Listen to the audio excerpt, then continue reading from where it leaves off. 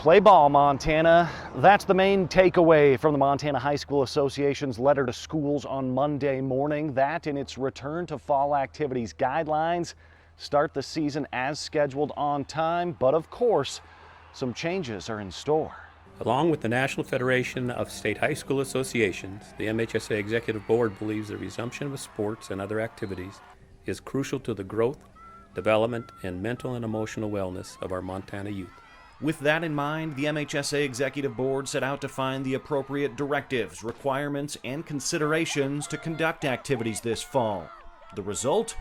A 5-tier proposal that dictates how sports can be played depending on Montana's coronavirus status at the time. Tier 1, we're starting. We have all these restrictions and requirements and considerations in place.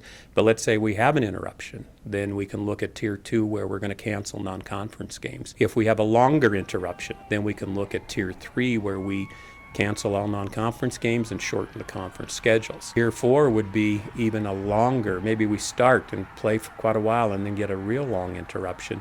Then we're going to have to look at shortening that conference season, maybe even ending it at that time, and look at different playoff formats. You know, are we going to have divisional and district volleyball tournaments at one side, or are we going to do a playoff? Tier 5 is where it's been, you know, maybe a tough year like this spring was, but we can maybe have some kind of play at the end and maybe even look at a postseason. Another big change is the removal of multi-team events in the sports of football, volleyball, and soccer. If we're going to make sure that the disease is not going to be easily transmitted, you don't want to bring a ton of kids together in one spot. In regard to the sport and how the sport's played, that's important. Other multi-team sports like cross country and golf will be allowed, but with multiple changes. As for the fans, with different directives in different cities and counties across Montana, that's up to the schools to work with those health departments to be able to host an event. It was an easy recommendation for me to make to our board because going through the Legion baseball season and following that, each site had different county regulations saying you can have this many or you can do this or that,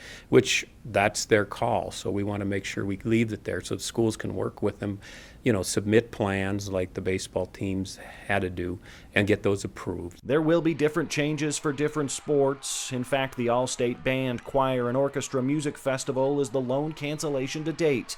But Beckman says one thing is for certain: if Montana is to conduct a successful activity schedule this school year. Well, it's pretty simple that if we want to play and we want to continue to play, we got to follow these rules and guidelines. So still plenty remains to be seen depending on where Montana as a state is at different times throughout the season, but you can find that entire conversation with Mark Beckman, Executive Director of the MHSA. It's at montanasports.com. Richie Melby, MTN Sports.